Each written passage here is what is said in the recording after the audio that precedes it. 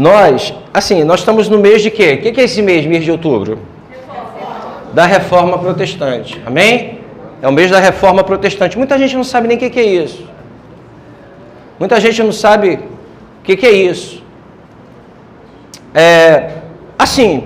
Por exemplo, a gente vive numa sociedade, pelo menos no Brasil, ele tem esse problema, né? Se eu perguntar para você quem foi teu tataravô, tu não sabe.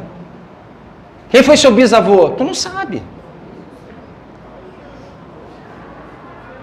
Nós somos uma sociedade que esquecemos os nossos antepassados. E isso dá problema, porque aí você vai no cardiologista e fala assim, você tem algum problema de câncer na família? Eu não sei. Não é assim? Não sei. Você tem algum problema de pressão? Não sei. Você teve algum problema cardíaco? Também não sei. Não sei quem é meu pai, minha mãe, meu avô, não sei quem são. Né? E a sociedade está fragmentada. Né? E isso acontece também na igreja. Se você pegar qualquer igreja dessa aí e você perguntar assim para ela, para o pessoal que está lá, como surgiu a igreja? Ela raramente ela vai saber até a história da sua própria igreja, do que dirá da igreja protestante, né? Então a coisa mais importante que a gente precisa ter quando a gente começa a caminhar com Jesus, além de Jesus, que é o principal, sem comparação, é conhecer a nossa identidade. É saber de onde nós viemos. O que deu início a isso tudo? Nós não somos mais romanos, ao qual a gente tem que seguir uma fé cega, que dizem que é e acabou. Não, a Bíblia diz, amarás a Deus de todo o teu coração, de todo o teu entendimento. Há cérebro nesse negócio. Amém? Então, eu queria falar um pouquinho hoje, um dos lemas da reforma, são 5 lemas. Sola gratia, ou só a graça de Deus. Sola fide, só a fé. Sola Escritura, só a Escritura Sagrada, certo? Sola Christus e sola Deo Glória. Só a Cristo, só a Deus Glória. Então, são o lema da reforma, ao qual se inicia na Europa, né? Até chegar a nós aqui, se inicia na Europa, com o inconformismo de muita gente, com as práticas romanas. E nós, então, estamos nesse mês estudamos a justificação pela fé, nós estudamos? Já estudamos a propiciação, já estudamos várias doutrinas que são centrais na caminhada cristã, para te dar força. Milagre é maravilhoso, amém? Amém, gente? Eu gosto de ver milagres, eu gosto de ver coisas maravilhosas, eu sei que Deus faz, a gente tem, cada semana aqui a gente escuta um milagre, a Nova contou o milagre quarta-feira dela, cada semana a gente vê Deus fazer coisas extraordinárias, ok? Mas nós precisamos conhecer a palavra, porque na hora do teu problema, na hora da tua angústia, o que te segura é a palavra. O Espírito Santo usa a palavra para falar ao seu coração. Os milagres vão ficando para trás, porque foram milagres que tu viveu no passado, ou tu ouviu falar no passado, mas e agora? É a palavra que te mantém de pé, ela precisa ser colocada. Sem a palavra você perde o rumo, você perde o norte. Amém? Então vamos abrir a segunda carta de Paulo a Timóteo, no capítulo 3, versículo 14 e 17.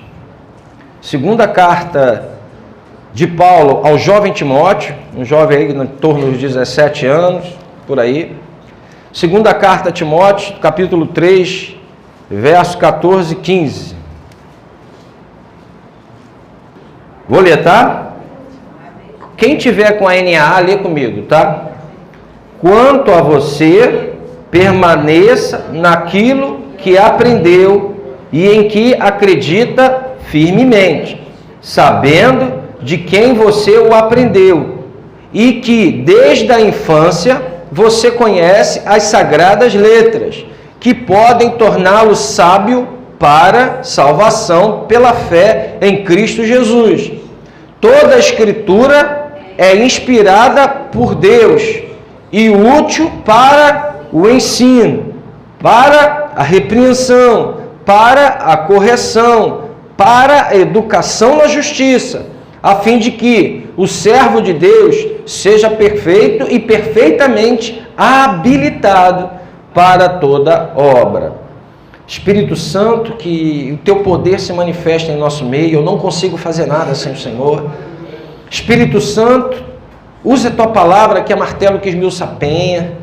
Que teu Espírito possa fazer grandes coisas nessa manhã, falar aos corações, tirar dúvida, trazer, Deus amado, convicções, e que, acima de tudo, convença do pecado, da justiça e do juízo, e o transporte do império das trevas para o reino do Filho do teu amor. Em nome de Jesus, Pai. Amém.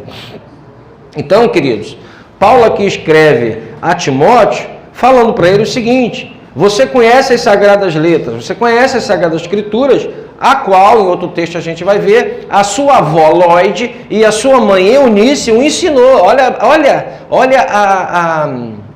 como é que a gente vai dizer? A responsabilidade dos pais e dos avós de ensinar a criança a palavra. A avó dele se chamava Lloyd, a mãe dele Eunice, né? E o pai era grego. Então, o que acontece ali é o seguinte: ele, na verdade, aprende as Sagradas Escrituras, e quando a gente está falando de Sagradas Escrituras aqui, não estamos falando do Novo Testamento, tá? Porque o Novo Testamento ainda não tinha sido fechado. Nós estamos falando aqui do Antigo Testamento, e Jesus está sendo anunciado, eles tinham que fazer o quê? A conexão do Messias prometido lá no Antigo Testamento. Seria um outro culto que a gente teria que pregar sobre a graça, né? O pacto da graça. Bem, então quando nós chegamos aqui, a gente olha para aquilo que ele está falando para Timóteo, ele está despertando e dizendo que a Escritura é inspirada por...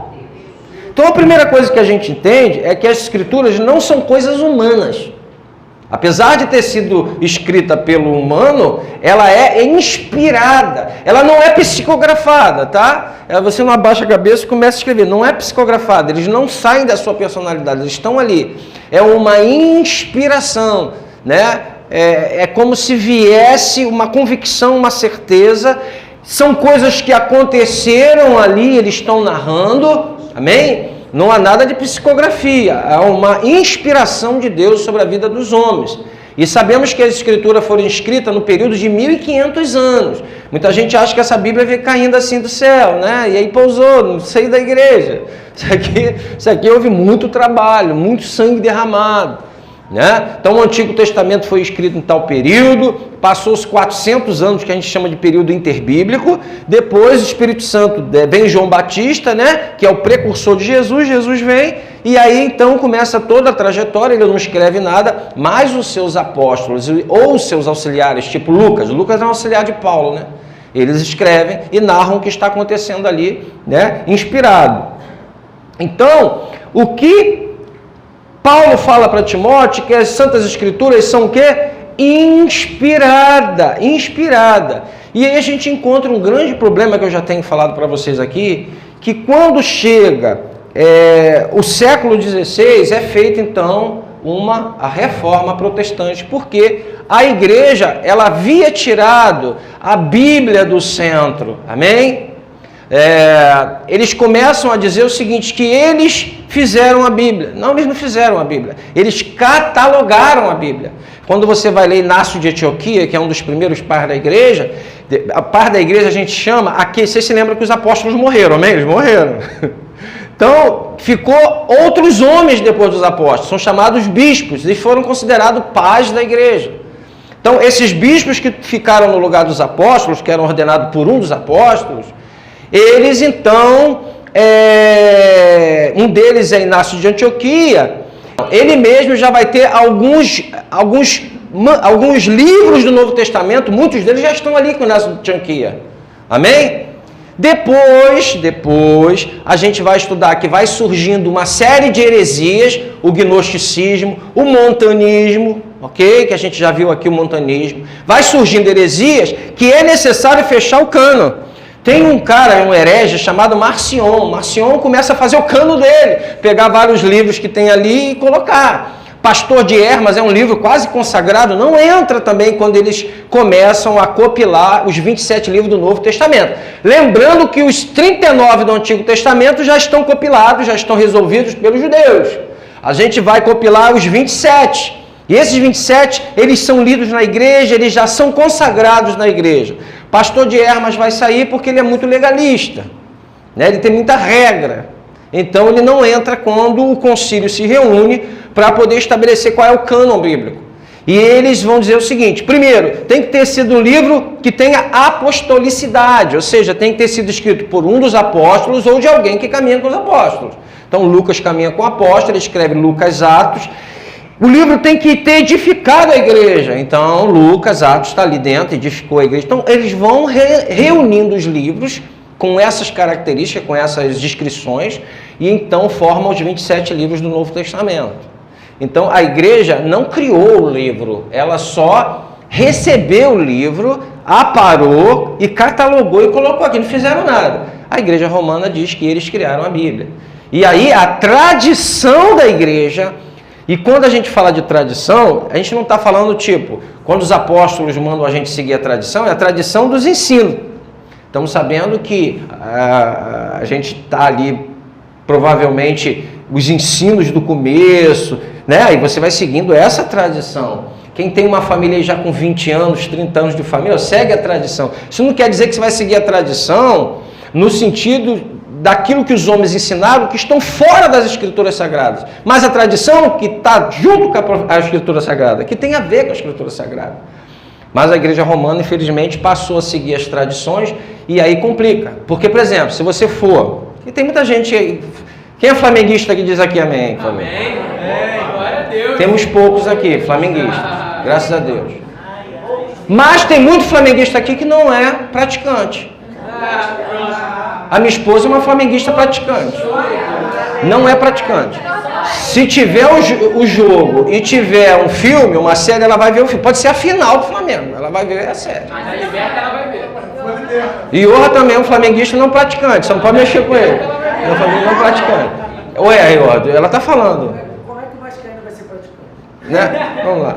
Então, o que? Não, estou querendo só tirar uma... Vou querendo só mostrar para vocês uma coisa aqui. Ela acabou de me entregar, sua esposa.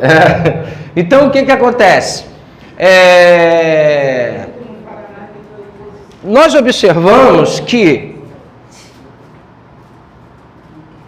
Por que eu falei isso? Por causa de recalque, óbvio. Ai, meu Jesus de Nazaré. Bem, Você quer dar o exemplo de voltando aqui. Você quer dar o exemplo de quem não pratica a igreja lá do Romano? Exatamente. Oi? O que tu falou? Não pode falar. Então, querido, eu esqueci porque que eu falei esse negócio do Flamengo aqui, depois eu volto. Hã? Muitas pessoas estão na igreja e não é praticante. Acho que é isso. Não era outra coisa que eu ia falar. Mas esqueci, mas obrigado pela ajuda. Bem, a gente tem que seguir aqui o cronograma, eu não sigo a liturgia. Mais forte que eu. Então, gente, a gente observa que eu vou pegar aqui o fio da meada, peraí. Ah, tá, perdão, lembrei. Veja bem, por exemplo, se você pega um católico para você conversar, eu digo não praticante, que tem gente que não sabe mesmo. O cara diz que é romano, mas não conhece nada, ok? Sabe nada. Tem evangélico também não praticante? Tem um monte de evangélico. Então tem gente, eu estou falando assim, um romano que seja praticante, e que estude. Você vai conversar com eles, você fala assim para ele, por exemplo, olha, Paulo disse em Romanos capítulo 8 isso. Aí ele diz assim, não, mas olha só,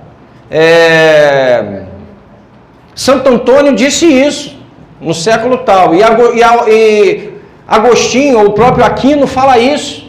Aí você fala, não, mas Aquino, Agostinho, esse pessoal são seres humanos, como a gente, normais, como os apóstolos eram, mas ele não era um apóstolo, ele não tinha autoridade, né, que Jesus escolheu. Então esse pessoal são maravilhosos, mas eles não têm. Não, mas para a gente tem.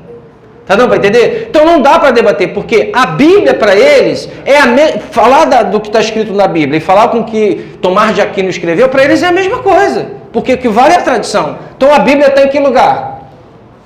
Segundo. Aí não tem como conversar. Porque se Tomás de Aquino tem a mesma autoridade para falar que a palavra de Deus e os apóstolos, como é que eu vou? Aí depois, por exemplo, a palavra de Deus diz que nós somos justificados pela quê? Pela fé em quê? Não fé pela fé, né? A fé, eu tenho fé. Não, fé no que Jesus fez na cruz. Quando a gente crê naquilo, o Espírito Santo nos céu e muda a nossa vida. O que aconteceu com a Evelyn, né? Então, pela fé. A igreja romana diz o seguinte, não, Jesus Está lá, ele salvou. Mas você precisa ser membro da igreja romana, você precisa participar dos 7 sacramentos, e a Bíblia diz que tem quantos sacramentos? 2. Batismo e ceia. Eles botam mais 5, criado pelo homem. Então você tem que fazer parte da igreja, participar dos sacramentos, ainda tem um culto a Maria, a qual ela, que é uma mulher maravilhosa, escolhida por Deus, mas eles criaram que Maria, a Maria faz um culto a Maria para que ela interceda a Jesus para que nós sejamos dignos do mérito dele. Oxe, quem é digno do mérito de Jesus? É pela graça. Então, irmão, não dá para caminhar doutrinariamente na mesma linha, porque foge demais. Por quê? Porque o que o homem ensinou entrou no lugar das Escrituras. E aí, já no 4º século, a igreja para de ser perseguida. Se lembra que até o 4º século a igreja é perseguida, amém? O pessoal está matando crente igual, jogando na cova dos leões. Mas aí Constantino se converte, entre aspas, tá? Constantino se converte e ele edita aquilo que nós chamamos de Édito de Milão. O que é o Édito de Milão? É estancar a perseguição aos cristãos. Se lembra que os romanos eles não eram totalitários. Eles não perseguiam os cristãos porque eles eram totalitários. Não. Os romanos aceitavam qualquer religião. O problema é que o cristianismo dizia que ele era exclusivo. O meu Deus é Jesus que encarnou. Acabou. Aí não aceitavam. Se eles dissessem que eram mais um Deus, mais um qualquer, aí podia estar tudo bem. Mas eles diziam que eram os únicos. Que o Deus dele veio a esse mundo e morreu pelo pecado. Aí, meu irmão, aí dava ruim. Tinha que sacrificar o imperador, jogar incenso à estátua do imperador. Eles não queriam falar. Inclusive, São Cosme e Damião, que a gente fala aí que é tão adorado, São Cosme e Damião foram 2 médicos pediatras cristãos que atendiam crianças, e eles, por não jogarem lá o incenso na estátua do imperador e se dobrar ela, foram mortos. Então, São Cosme e Damião eram cristãos genuínos, que, infelizmente, quando os escravos chegaram no Brasil, os donos de engenho e os próprios padres não permitiam que os africanos adorassem os seus deuses, e eles então, na estratégia, fizeram o seguinte: vamos chamar nosso Oxalá de Jesus, vamos chamar o nosso Ogum de São Jorge, vamos chamar então nossos hereis de Cosme e Damião. Então foi se fazendo não digo, é um sincretismo, mas vamos dizer assim, uma substituição. Só que no fundo, eles não estavam adorando. Vamos dizer assim, o próprio São Jorge, todo mundo sabe, né, que escrituricamente São Jorge nunca existiu. Inclusive a Igreja Católica queria acabar com a igreja de São Jorge. Mas São Jorge e São Cristóvão. Mas, infelizmente, não. O que importa é a fé do povo, não vamos acabar. Não deixar acabar com a igreja. Mas, historicamente, não há comprovação que São Jorge existiu. Nem que foi na lua matar o dragão, né? Esse é outro papo. Vamos lá. Trazer para cá. E aí os monges, que eram, na verdade, cristãos católicos sinceros, eles vão para o deserto, eles fogem, eles não querem aquilo ali. A igreja se corrompeu. Daí veio o monasticismo, que são os monges. Então a igreja... mas a igreja evangélica é dividida para caramba. A igreja romana se dividiu muito. Só que por eles não terem a base bíblica, escriturística, eles vão se acoplando. Por exemplo, se você for na Bahia hoje, a Mãe de Santo lava a igreja do Senhor do Bonfim. Eu não quero perder o poder. No Tibete, os monges do Tibete, budistas, aceitam tudo, porque eu não posso perder o poder. Eu tenho que me acoplar. Nós não, está na palavra, estamos juntos. Está fora da palavra, não estamos. Porque ela é a nossa regra de fé e prática. Amém? E aí eles vão só abarcando, agregando. E aí, esses monges vão. Já no início do século XI, já vem um monte de tentativa, vem um monte de monastério, monges vão saindo e montando monastérios. Uma loucura. No século XI, a igreja da Capadócia, né, que é a igreja ortodoxa grega, que todo mundo conhece, também se separa. Ali há uma separação, pela adoração à imagem, essas coisas todas, a igreja, ela se separa. E aí vai passando o ano, vai indo, até chegar o período da Reforma Protestante que nós estamos falando. E uma coisa que é interessante, Janice, a gente entender, que a reforma protestante não foram feitas por pessoas que não eram católicas ou romanas. Eu prefiro chamar de romano, porque a palavra católico significa universal. A reforma não foi feita por quem não era cristão, nem romano. Eles eram romanos. Quer ver? John Knox era sacerdote católico. Fez a reforma da Holanda. Ok? Calvino não era, mas faltou pouco. Lutero era um monge agostiniano.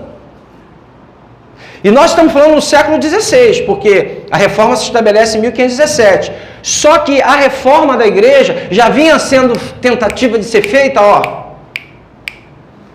Quem conhece aqui, a gente chama de Jerônimo, né? Mas o nome dele verdadeiro é Gerolamo Savonarola. Gerolamo Savonarola. Algumas chamam de Jerônimo, né? Quem conhece? Era também um padre que, vendo as doideiras da igreja, a venda de perdão, estava vendendo perdão, estava vendendo pedacinho da cruz, só que tamanho de pedacinho de cruz que se fazia, dava para ter feito mais de 1 milhão de cruz. Cabeça de João Batista tinha 8. Né? Hã? Se você subisse, colocasse uma moeda aqui, pá, quando ela batia no fundo, a alma do teu amado, de uma pessoa da tua família que estivesse no purgatório, saía do purgatório e ia para o céu direto. Primeiro que purgatório não está na Bíblia. Então, se eu jogar uma moeda, ela bater no gasofilaço, no final, uma alma do teu amado sai. Pô, quem não quer tirar a alma do seu amado do purgatório? Meu irmão, se dava muito dinheiro. Por que eles queriam isso? Porque queriam construir a igreja de Roma, onde é o Vaticano hoje. A igreja de Pedro, né? Então precisava de dinheiro para isso. E vamos continuar aqui. Vou andar bem rápido, porque isso aqui é meio cansativo para vocês. Nós tivemos também Zwinglio na Suíça. Zwinglio também era um padre. Ok? Um padre católico. Que olhando para as escrituras não aceita aquilo que dá. Então a gente bota muita fé no Lutero, o que Lutero fez. Lutero realmente errou muitas coisas, mas a reforma não foi feita só por Lutero. Antes de Lutero fazer a reforma, 100 anos antes, tinha John Hus, que foi morto na fogueira. Estamos falando aqui de Jerônimo Savonarola, ele também tem 100 anos antes. Então, quando a reforma é feita, as pré-reformas já estavam estabelecidas. E aí, nós temos também Calvino em Genebra, John Knox na Escócia. Tivemos uma reforma da esquerda, que eram os anabatistas menonistas, que eram camponeses. Lutero vacila aqui também. Né? Bota a guerra para frente. E então começa-se uma luta contra essa coisa do primado do bispo de Roma. O bispo de Roma, ele manda sobre todos os bispos. Quantos bispos existiam naquela época? Começo da igreja. Bispo de Jerusalém, bispo de Antioquia, bispo de Alexandria, bispo de Roma e bispo da Capadócia. 5 bispos, 5 cidades tinham bispo. São Cipriano, já ali em torno do século 3, 200 a 258, ele disse o seguinte: nem qualquer um de nós se impõe como bispo dos bispos, nem com poder tirânico obrigará um colega a dever obediência ao outro. Então, São Cipriano, já no 3º século, ele está dizendo, um bispo não tem supremacia sobre o outro. Mas por que o bispo de Roma começa a ter supremacia? Porque está colado com o imperador. Todos os outros começam a ir para ele, o cara que tem os contatos. Né? Outra coisa, a igreja está acima da Bíblia, já falamos sobre isso. A infabilidade do Papa. Então, quando o Papa fala em termos espirituais ou ex-cátedra, ele não pode ser confrontado, ele é inerrante. Já vimos que até os reformadores erraram. E o poder dos sacramentos para ajudar na salvação, também é algo complicado. A gente pediu aí, a Neide já até foi, né, para a gente fazer algumas doutrinas, que a gente vai colocar aqui, ó, a gente vai pendurar aqui: justificação, santificação, eleição, que mais? propiciação, a gente vai colocar aqui, porque são doutrinas centrais. Doutrinas centrais da fé. Amém? Para que a gente entenda. Por quê? Todo o avivamento genuíno, verdadeiro, a qual Deus desce nessa terra, isso já aconteceu várias vezes, Ele desce e transforma corações, e gera arrependimento, e muda a vida, e converte centenas de pessoas. Eles vêm da onde? Aonde eles vêm esses avivamentos? Da onde, dito? Das doutrinas bíblicas. Fora da Bíblia não tem avivamento. E aí a gente vai ter um problema, porque a reforma é feita na Inglaterra, com quem? Quem fez a reforma da Inglaterra? Uns 80 anos antes, levantou John Wycliffe, e ele tenta fazer a reforma, antes da reforma na Inglaterra ser feita. Quem faz a reforma na Inglaterra é o rei Henrique VIII. Ele quer ter um filho homem, a mulher dele, Catarina de Aragão, não tem como dar um filho homem para ele quer deixar um herdeiro, e ele faz de tudo para se casar com Ana Bolena, pensando que ela ia dar um filho homem para ele, para ficar no lugar dele no reino. Aí ele pede o Papa para se separar. O Papa, óbvio, não vai deixar. Falou, não, você não vai se separar. Era tudo que ele queria. Ele então centraliza tudo, toma as terras da Igreja Católica, onde tinha igreja e tal, começa a vender para os comerciantes, ele faz e funda e diz que o rei passa a ser o chefe da igreja. Ele que começa a ordenar os bispos na igreja anglicana. Isso vai dar certo? Nunca dará. Né? E ele então casa com Ana Bolena, só que Ana Bolena também não dá filho para ele dá uma filha chamada Isabel. E aí ele casa mais 12 vezes, tentando ter filho. No terceiro casamento, ele tem até um filho chamado Eduardo. Eduardo se torna protestante e alivia ali. Só que se lembra que ele largou Catarina de Aragão e a filha dele? O nome da filha dele com Catarina de Aragão se chamava Maria. E ele deserda Maria, ela não pode ser sucessora dele. O que acontece? Ela volta irada, meu amigo. E ela começa então a perseguir os protestantes lá. E mata muito protestante. Muito protestante morre. Ela é conhecida como a Maria Sanguinária. Com a raiva do pai ter abandonado a mãe e deserdado ela. Ok? Só que depois ela é pega num ato extraconjugal. Ela trai o marido. E aí ela é morta. E a Elizabeth toma então o trono, que é a meia-irmã dela, né? Então a reforma da igreja da Inglaterra é chamada os anglicanos. Segunda carta de Pedro 1:20. Primeiramente, porém, saibam que nenhuma profecia da Escritura provém de interpretação pessoal, porque nunca, jamais qualquer profecia foi dada por vontade humana. Entretanto, homens falaram da parte de Deus movidos pelo Espírito Santo. Então a primeira coisa que a gente entende aqui é que nós, todos os cristãos, têm condições de entender a palavra. Amém? Que a gente coloca... Claro que a gente precisa, às vezes, de um professor para aprofundar e tudo mais, mas todos nós podemos começar a ler os evangelhos, Mateus, Marcos, Lucas, e aprender a palavra. O que a igreja romana não deixa. Só eles, o magistério, tem a interpretação correta. Mas a palavra de Deus diz que nenhuma interpretação vem de particular, nenhuma profecia vem de particular interpretação. Ok? Olha o que Deus diz aos Tessalonicenses. Abra a carta dos Tessalonicenses, capítulo 2, versículo 13. Quem não puder abrir, fica só acompanhando. 2 Tessalonicenses, capítulo 2, versículo 13. Temos mais uma razão para incessantemente dar graças a Deus, Paulo falando, é que ao receberem a palavra de nós ouviram, que é de Deus, vocês acolheram não como palavra humana, e sim como em verdade é palavra de Deus, a qual está atuando eficazmente em vocês, os que creem. Então, esses povos tessalonicenses, né? Todos eles tinham essa palavra como palavra de quem? De Deus. Eles não receberam como palavra de homem. Não foi o homem que compilou. Era uma palavra de Deus, porque nenhuma profecia foi dada pela elucidação do homem. Ok? Jesus, antes de morrer, ele faz a oração dele sacerdotal, está em João 17:17. Ele diz assim: santifica-os na verdade, a tua palavra é Como é que a gente tem que ser santificado? Na palavra. Santifica-os na palavra. Santifica-os. É a palavra que vai te seguir.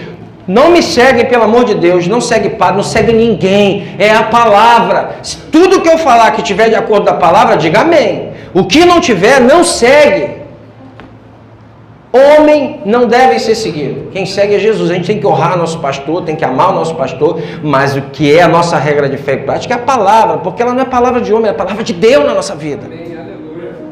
Amém? Vocês se lembram? A igreja romana diz que todo mundo é incapaz de entender as escrituras. Eles que têm que interpretar. Só que vocês se lembram quando Filipe é levado lá para o servo, o eunuco, né? Ele está lendo Isaías 53. Aí Filipe pergunta para ele: o que você está lendo ali? Ah, estou lendo aqui. Aí ele diz assim: mas não tem ninguém que me ensine. Ele vai lá e explica. Significa que você pode aprender e ensinar para o teu irmão. Não é só o magistrado. Ok? Filipe ensinou para ele. E ele ia ensinar lá na Etiópia. Ok ou não ok? Então a gente precisa ser o quê? Santificado na verdade. Vocês se lembram do crente de Bereia? Paulo pregando. Eles faziam o que com a Bíblia? É só o magistério que tem interpretação da Bíblia? Não. Os bereanos estão vendo que o que Paulo está falando está na Bíblia. Então significa o quê? Que crentes comuns da Bereia estavam vendo se realmente o que ele estava falando estava de acordo com as Escrituras. Só o magistério interpreta a Escritura? Ele pode até, uma pessoa que estuda, faz um seminário, vai conhecer mais de contexto histórico, cultural e tudo mais. Mas quando eu leio a palavra de Deus, eu entendo, porque o Espírito Santo é que ilumina a gente. É Ele que ilumina o entendimento. Amém? Ou não amém? Então, queridos, você tem autoridade, autonomia e o Espírito Santo para te revelar. Uma pessoa que não tem o Espírito Santo, ela vai ler a Bíblia, a não ser que o Espírito Santo esteja com uma obra na vida dela, ele ilumina para ela entender. Agora, se ele não tem uma obra, talvez realmente ela não entenda. Se lembra daquela menina que estava aqui, que eu já falei, né? Que o marido dela me liga à noite dizendo: olha, a minha esposa está abrindo a Bíblia, mas ela não vê uma palavra sequer. O marido dela tinha se convertido, né? Até policial ele. E ela está lendo, mas não vê a palavra. E ele me liga. Aí eu falo para ele: repreende em nome de Jesus. As letras voltam. Da Bianca, né? As letras voltam. Então o inimigo das nossas almas também tenta cegar o entendimento dos incrédulos. Está lá em Coríntios. Mas se Deus tem uma obra na vida de alguém, a luz do Evangelho brilha no coração dele. E ele entende. Amém ou não amém? Então, quando o Espírito Santo abre a mente, as doutrinas centrais você entende. Você entende que Jesus morreu na cruz por você. Você entende que Ele te chama para o arrependimento. Você entende, sem você nem saber, você começa a perceber dentro de você, porque o Espírito Santo te guia e todas as coisas, tu começa a ser convencido do pecado. Pô, estou fazendo isso aqui não... Às vezes sem você ler a palavra, depois até encaixa, porque o Espírito Santo vai te convencendo. Eu tenho que parar com isso aqui. Não, isso aqui não é legal não. Todo mundo mandou tu parar, nunca conseguiu. Mas o Espírito Santo começa a falar com você. Amém. Glória a Deus. Ok? Que Ele vai te ensinando. Agora você é dele. Ele vai te guiando. Ele vai dizendo: não faz mais isso, não faz, isso aqui vai te entristecer, isso aqui está me entristecendo, isso aqui não vai ser bom para a sua vida. E você vai parando. Por isso que quem convence o homem do pecado é o Espírito Santo. E aí você precisa, eu digo assim já numa rasteira humana, porque só o Espírito Santo pode te convencer disso. Aí você precisa decidir se você vai ser dirigido pela palavra de Deus, por aquilo que Ele revelou, por aquilo que Ele nos ensinou, ou se você vai querer ser dirigido pelo que os homens falam. Como no outro dia eu ouvi um sacerdote falando, o irmão perguntou assim: padre, aonde está o purgatório na Bíblia, padre? Ele falou: não está na Bíblia não, meu filho. Mas padre, como é que eu vou acreditar? Não importa, a igreja falou que tem que ter. Pô, esse é um suicídio da minha razão. Não está aqui não, mas é que a igreja falou que tem, então tem. Entendeu? Eu sei, olha, presta atenção. Eu sei que essa mensagem aqui é cansativa. Não é a mensagem como a gente costuma pregar aqui, mas é uma mensagem que vai te dar uma base. É uma mensagem que vai te fazer ter a convicção de que você é cristão por convicção e não por adesão. A gente não está aqui chamando ninguém por emoção. A gente está vivendo na pós-modernidade e tudo é sentir. Ah, eu senti. Ah, eu sinto. A gente está bom. Emoção tem o seu lugar, mas não pode cometer um suicídio intelectual. Ok? A Bíblia diz, amarás a Deus de todo o teu coração, de todo o teu entendimento. Eu sei que isso aqui é pesado, né?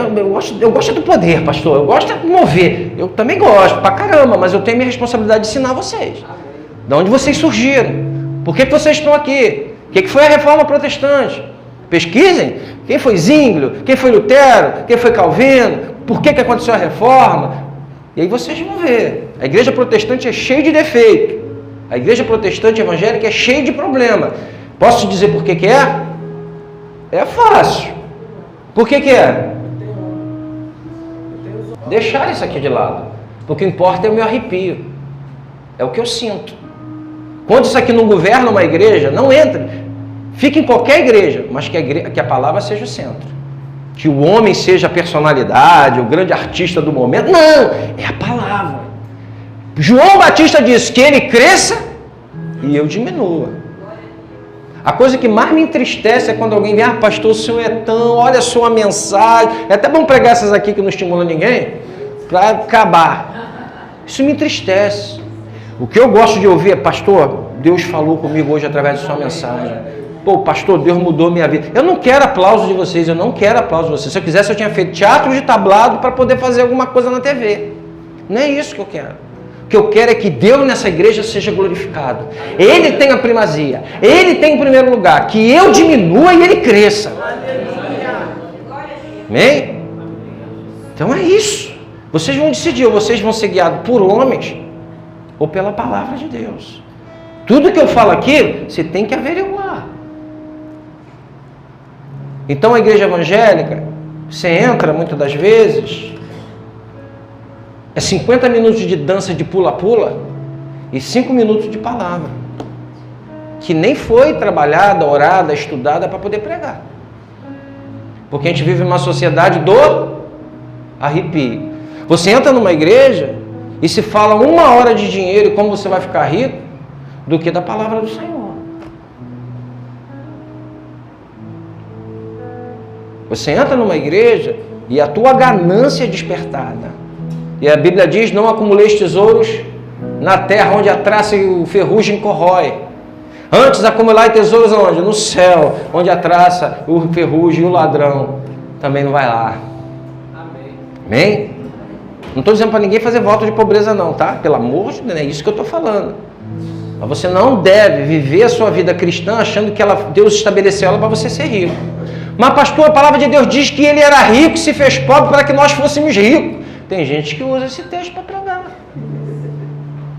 Ele era rico porque ele era o próprio Deus, gente. Ele se esvaziou da sua glória, se tornou homem como nós, se fez pobre. Para que nós nos tornássemos como ele, pelo Espírito Santo, rico. Não é para você ganhar bolsa de valores. Agora, se Deus te honrar, se Deus abrir uma porta de emprego, se você tiver condições de prosperar, saiba que Deus vai fazer isso, que conhece o seu coração. Porque ele tem intenção de ajudar vidas, ajudar a obra dele, ajudar um monte de coisa. Ele tem propósito. Deus faz tudo com propósito. Amém. Eu estou orando pela Beatriz também. E choro por ela, para que ela venha a ser curada. Até porque a gente tem uma Biazinha também aqui da mesma idade e me lembra ela. E meu coração quebra. Mas uma coisa que a gente não pode esquecer. Deus tem os propósitos dele. Às vezes a gente quer impor a Deus o que ele vai fazer. Deus é um Deus de propósito. Okay? Ele tem propósito, ele sabe a vontade dele, mas a minha é que eu ore que ela seja curada, e eu vou orar até o final, porque eu não sei quais são os planos do Senhor. A mim cabe orar, e eu vou orar até o final, mas a gente não pode perder essa perspectiva. Se ele fizer, se não fizer, se ele curar, se ele não curar, Eu não vou botar aqui, pare de sofrer e venha que todos os seus problemas vão ser resolvidos. Às vezes, no momento que você entrega a vida a Jesus, é que os mais problemas vêm, meu amigo. Você acha que o diabo fica quieto quando você se converte?